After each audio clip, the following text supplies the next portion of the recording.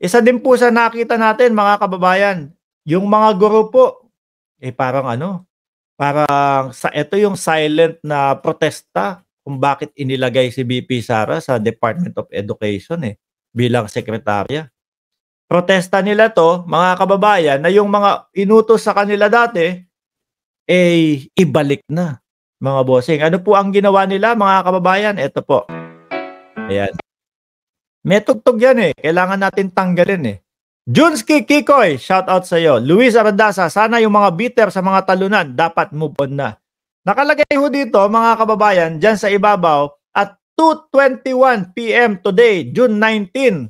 Ano, siguro pagkatapos po ito ng pag-a-announce ng Vice Presidente na siya ay bababa na bilang Department of Education Secretary. No? As of 2:21 PM today, June 19, 2024, Vice President Sara Z. Duterte went to Malacanang and tendered her resignation as member of the Cabinet, Secretary of the Department of Education. So ngayon, ang ginawa ng guro po, mga kababayan, balik sa patapot. Ano ibig sabihin? No? Siguro Bisaya word yun. Pero ang naintindihan ko dito, ibinabalik po nila yung mga ipinatanggal daw po ng ating Vice Presidente. Panoorin ho natin, mga kababayan, nang wala ng music. Baka makapiright tayo. Sir Rego, ayan, binalik na nila. O, ayan. Parang ano, parang nirewind lang ito no? Hindi. Talagang ayan, binabalik. O, binabalik. Yung mga ano ba yan? Binabalik ba o parang paatras? Pero parang binabalik yung mga bayani ho natin. Nako, importante yung mga picture at yung mga litrato na ho na yan. Kumbaga, alaala ho yan. Mga kababayan, nung mga nagtanggol sa atin, yung mga kabayanihan, kung bakit tayo namumuhay ng payapa, yung mga pamumuhay natin ngayon na natatamasa, utang po natin yan sa mga bayani. Ano pa? Pinabalik nila, yung mga ano. Ano ba nilagay dyan? Kumbaga, ang gusto lang ni BP, ano lang, yung kumbaga walang nakalagay kahit ano. Di ba ho, lumaki tayo mga kababayan na kumbaga nandoon lahat nagpapaalala sa atin nung mga litrato na yun, may mapa ng Pilipinas at kung ano-ano pa. Minsan naglalaro kami doon sa mapa ng Pilipinas. Sasabihin, hanapin mo nga kung nasaan ang Cebu. Ang tagal habang hinahantay namin yung teacher namin. Hanapin mo nga ang Tarlac. Ganun kami nun, mga kababayan. Tuloy natin to. Yan, mga materials po, no? Pinatanggal talaga ng BP yan? Pinatanggal talaga ng Vice Presidente? Bakit kaya? Siguro iniisip nila na para malinis ang eskwelahan, malinis ang silid-aralan. Hindi naman po para maging basura yun o para basura ituring yung mga yun. Yung alpabetong Pilipino, ayan, sabi ni Rego, yung mga ABCD, mga abakada. May memo pa na patanggal yan. Buti hindi pinalagay yung picture ni dating Pangulong Duterte. Yung mga ganun mga bossing, importante din po sa atin yung kahit saan kang sulok ng mundo pumunta, yung mga may eskwelahan mga kababayan, talagang merong mga ganun. Para daw walang distraction. Hindi naman distraction yun. Jordan. Di ba? Siguro kung mga Tamiya yun, kung mga text yun, kung mga iPad na mga picture na mga iPad o kung ano-ano yung mga nandun. Yun ang distraction. Para po sa pag-aaral din yun Kumbaga para matandaan nilang lahat yun, mga kababayan. Kahit saan sulok ng mundo, mga bossing, may mga materials na mga nakadikit sa mga pader po.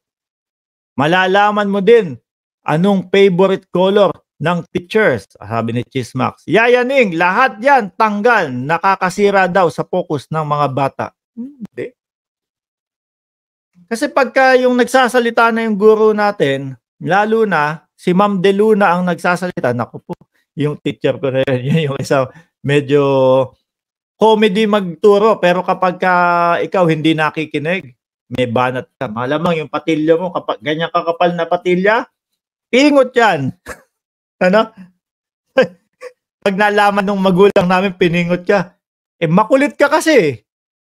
Kung ano-ano kasi, hindi ka nakikinig sa guro mo eh. Ganun yung nasasabihin sa amin. Eh ngayon ho, mga kababayan, masabihan lang ng konti ng mga teacher yung mga estudyante, yung mga anak nila eh. Nako, ano ba yan? Ipapahiya na yung teacher, ipapatawag na kung saan-saan. Eh sa amin ho, sasabihin ng teacher sa amin, hindi ka nakikinig, lumabas ka doon sa labas ng silid-aralan. Tumayo ka dyan. Oh, tayo lang kami.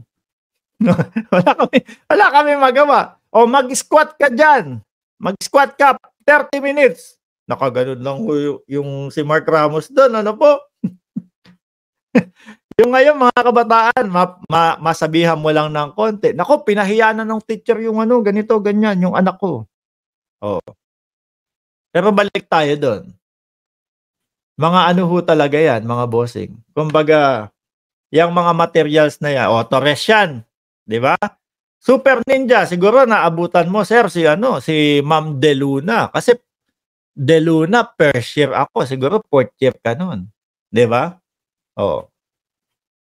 Sarap balikan yung mga high school eh, no? Mga kababayan.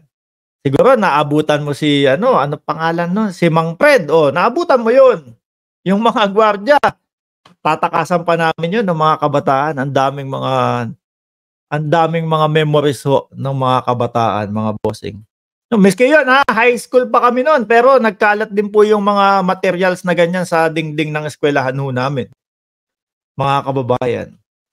Nagkalat ho talaga at ang dami ho. No?